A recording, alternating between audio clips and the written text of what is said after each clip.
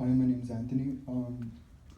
And my question is, what can you do as a candidate for public office to change political campaigns from a negative and divisive to positive and community building? The follow-up to that question is, are you willing to set a positive tone in the final few weeks of this campaign? So I can answer the follow-up in addition to the first one? Yes. Okay, all right.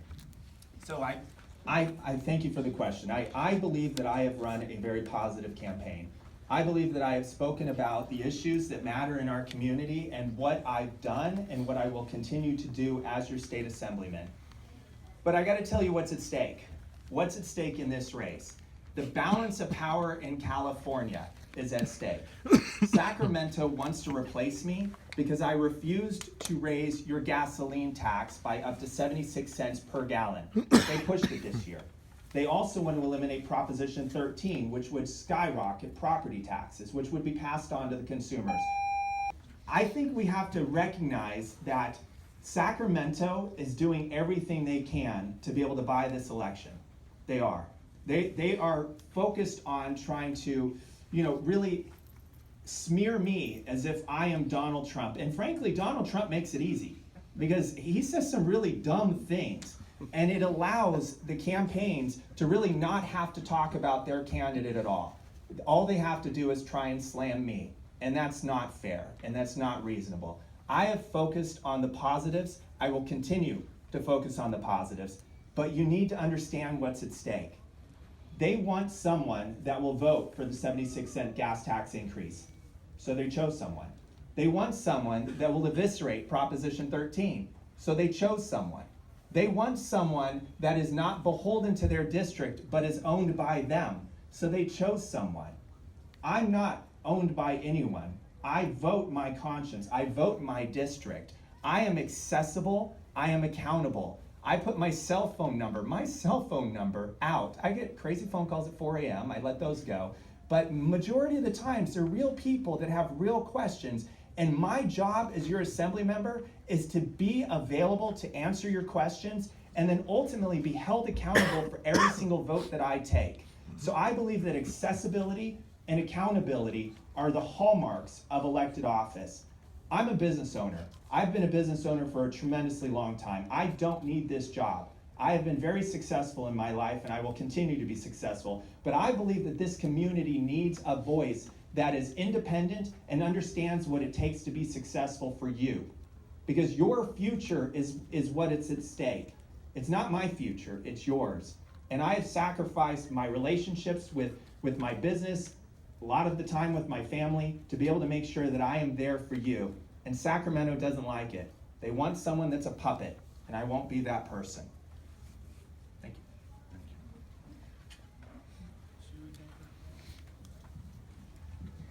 you. Okay. Well, first of all, let me give you a little background about myself. I went through 14 different schools. I was in foster youth. I lived in Mexico net a year. And regardless of the situation I grew up in, my parents wanted the best for me. And they told me, you're gonna go to college, Abigail, you're gonna go to college. And I says, yes, I am. But guess what? In the education system, it doesn't always work for everyone. I was taking extra classes. They told me, Abigail, here are the classes you're gonna pick. And you get to pick which one. I wanted to become an artist, and there was only auto shop left over. So I took auto shop. I learned how to change shocks. And so the reality is that when you have a voice, when you have someone that's representing you in a different level, unfortunately, when I did community organizing, I was advocating for us. There were several groups that represented in Sacramento that wasn't paying attention. We were addressing the issues with education, making sure there was more money for our schools, and guess what happened? We had legislators and my opponent also against the funding for education, which was Proposition 30. If we didn't have that money for our schools to make sure that we brought in AVID, this is one of the demonstration schools here. We brought in more money for AVID, not only in high school, but in elementary school. And so when you look at the issues that pertain for our schools, and if we didn't have all that money, we were able to bring back our teachers, we were able to bring sports, music and arts. All of that would have been diminished if we didn't look at the issues with those propositions. And you know what's happening now? he's also against Proposition 55, which will continue the money model. And so all of these issues are happening. I'm the mom. I have 5 children, two at the high school at Sanji. I know it's across the way. But honestly, I have my kids here. You guys go through lockdowns, right? Who's paying attention? My kids go through lockdown all the time. But what happens is when you have individuals over there in a separate city that doesn't really understand and come in, it wasn't until I decided to run and people are asking me, Abigail, we need a voice. We need someone to come down and help us. Who's coming down? And me as a parent, you know what? Running for office was so difficult. But I asked my husband, and I asked my kids, is this something for us? And they says, you know what? Nobody's having a voice for us in our community. Yes, we need to have it. And yes, it's not easy. But at the same time, when you look at the campaigning portion, the negative pieces of it, it's terrible. I'm that mom that didn't want to get into all of that. But what happens is that when you're pushed against a wall, and when you're realizing that all of these negative things are happening from both of us. He's attacking me, I'm attacking him. But you know what? It's because of the negative campaigning piece that they think that this is the way to win. Now the thing is that with Sacramento, I'm not going up there to represent, to make sure that we're passing all these other things. You know what? I'm making sure that our women are having equal pay. That our farm workers are being paid what's right, overtime. If you work overtime, you should be paid overtime. Looking at issues pertaining to women, to our families. But the thing is that that's why I was asked to run, not to try to be this puppet, as he said I was gonna be. It wasn't. It was to look at who's gonna finally represent us here. And I honestly, I will tell him, and hopefully he can follow suit with me. I will go anti anything negative. If he's willing to tell those that do the independent expenditures hundreds of thousands of dollars to put attack ads on me, I would definitely, right now, if you want to join me, we can do it. I will not do any more attack ads because I don't like it. But you have to also make sure that all those that support you in spending hundreds of thousands of dollars will stop it too. We do have time now for a 2-minute closing statement. Okay, chance to wrap up what you would like to say to the students and our guests, and then I will do a closing thing after that. Well, and first I want to just say thank you to Pacific High School and for you students for putting these questions together. This has been a good debate. It's a nice opportunity for us to be able to really see the differences between the two candidates and the different perspectives that we bring to the office and the different, really the futures that we're trying to outline for you. And I'd like to just point out, I've been a consensus builder. I have been effective.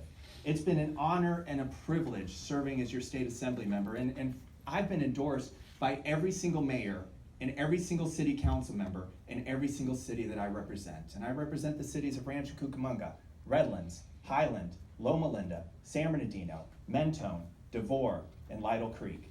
That's a lot of people. And the reason they support me is because I am not a bomb thrower. I am doing what's in the best interest of all of us, every member of our community. That's why I've been endorsed by education leaders from across the 40th Assembly District, including our own Mike Gallo. I have been endorsed by all of law enforcement and business leaders. They all understand that they need a voice that understands what's necessary in this community. I'm from here. I grew up here. I went to Belvedere. I went to Serrano. I went to Aquinas. This is where my home is too, and I understand this community very well. But there's a lot at stake in this race.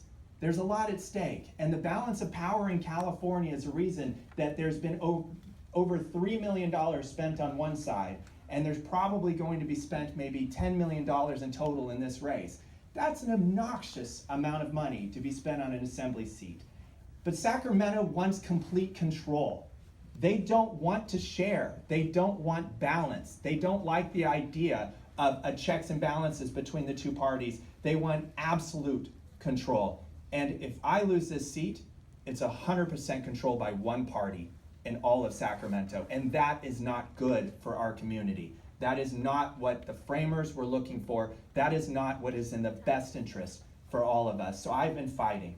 I have been everywhere I possibly can be. I've held community coffees, I've had job fairs, I've had veterans resource fairs, I've been at city council meetings, I've even paid for hosting the adoption of over 400 plus animals at our local shelters. I think that you need a legislator that is accessible and accountable. My name is Marc Steinorth. I ask for your vote on November 8th. Thank you.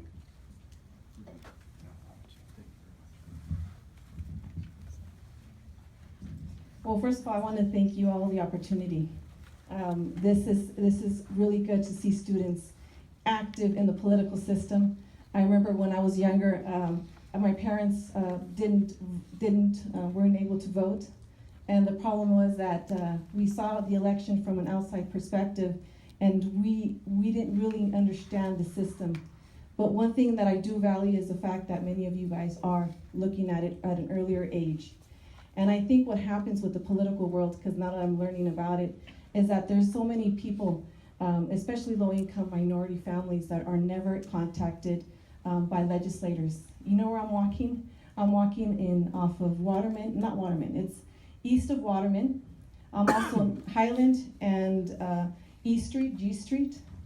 There's these areas that are hard hit, and you know what's happening? It's like, Abigail, I never had anyone come to my door.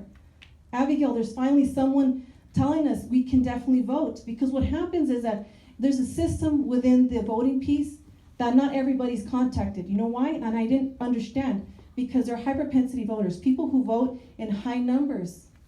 They're the ones that are contacted. So if you're a low propensity voter, you're low number, well, we're not going to invest money in your campaign to reach you. We want to make sure we only reach those that are voting consistently.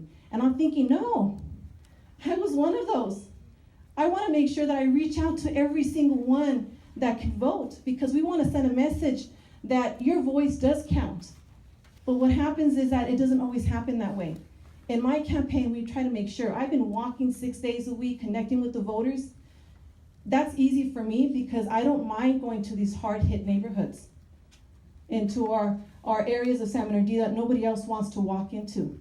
I'm walking in areas in Redlands that nobody wants to walk into.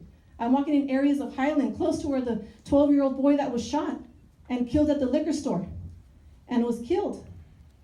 I'm walking in those neighborhoods. But you know what? I'm doing it because I know that your voice can count. I know that your voice is important to me. And that when I go to Sacramento, I will make sure I take that voice and represent you in Sacramento, your families, the issues that's pertaining to here. And I will continue that fight.